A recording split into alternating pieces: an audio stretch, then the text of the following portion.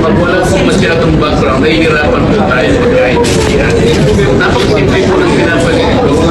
Ma'am, alam po ba ninyo yung diferensya ng special law or saka yung general law? Kaya ako po binibigay na paliwanag yun.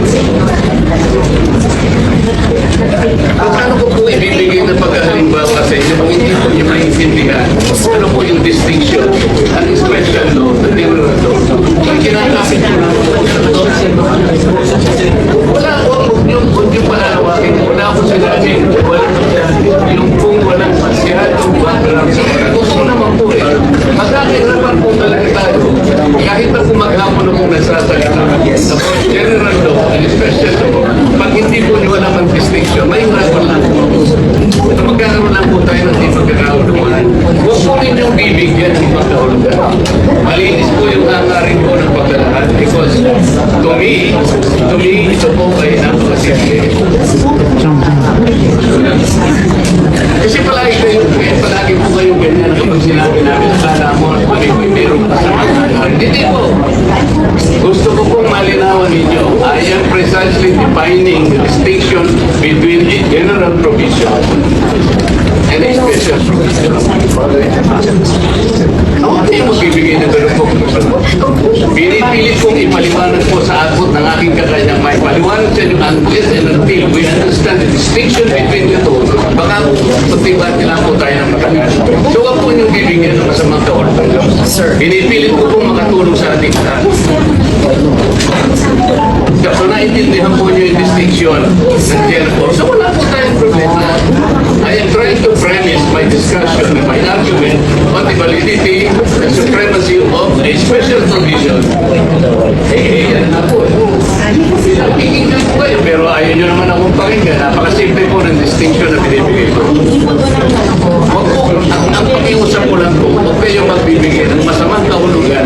I am only precisely placing a distinction between the two. Yun lang po, wala pong ibang masamang kahulugan doon.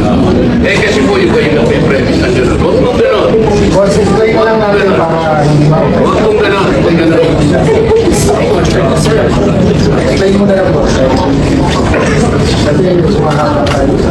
Unless we respect Section 136, ang linaw-linaw po, it talks about the rules may also be amended. Diretso po ito eh. So this takes precedence over Section 24. Simple-simple lamang po ito eh. Coletta, Thank you, Madam and then we President. hear Senator Riz Ontiveros Thank you, Madam and Senator President. Problema Erwin natin, Tulfo. Madam President. The Senate President invoked Section 136, Paragraph 2. Kung babasahin po natin ito, Madam President, napakasimple lang. Ito pong Section 136, Paragraph 2, is a special provision in precisely amending our rules. In Section 24 po, this is a general rule. Kung mapapansin po ninyo, it presupposes that it will take up all the bills referred to that committee. General po yung function niya. 136, second paragraph, is a special provision.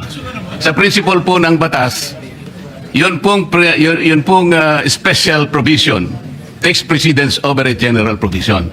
Yun lang po, basahin po ninyo. Hindi nga po, it will not even take one day because this is not a new motion. Kung mapapansin nyo, ni-reiterate ko lang po ito eh. It was already moved last May 11 pa po. So that is even more than one day. So who is talking about one day here? Ang pinag-uusapan po natin, unless we respect Section 136, ang linaw-linaw po, it talks about the rules may also be amended. Diretso po ito eh. So this takes precedence over Section 24. Simple-simple lamang po ito eh. Madam President. Thank you, Senator Marcoleta. We recognize Senator Riz Ontiveros. Salamat, Madam President. Meron din po akong substantive na interpellation sa motion ngayong araw na nire-raise o itatalakayin ni Senator Marcoleta, yung text na pinamudmod ni Senate President sa atin ngayong hapon.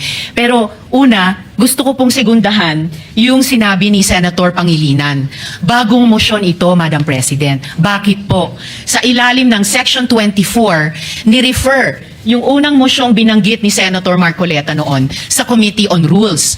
Ngayon kung sasabihin na ibinalik yung mosyong iyon, yung unang mosyon ni Senator Marcoleta sa plenary, sino ang gumawa nun? Dapat ang Committee on Rules.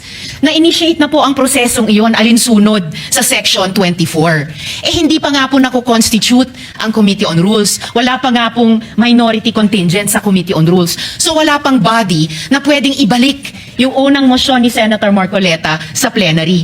Kaya ako sinusugundahan ang sinabi ni Senator Pangilinan. Ito pong motion na gustong talakayin ni Senator Marcoleta at pinamudmod ni Senate President sa atin, bagong motion po siya. Kung kaya't nag-a-apply po ang Rule Section 136 na kailangan bigyan ng isang araw pa pagkatapos ito i-move para talakayin. And tama si Senator Pangilinan, sa Lunes pa po yun, Madam President. Salamat, Madam President. Madam President, without giving meaning to anything, ito Senator pong Marcoleta. mahirap kasi kung wala po tayong legal background dito. Kaya sinasabi ko na nga po, hindi po bagong motion ito eh.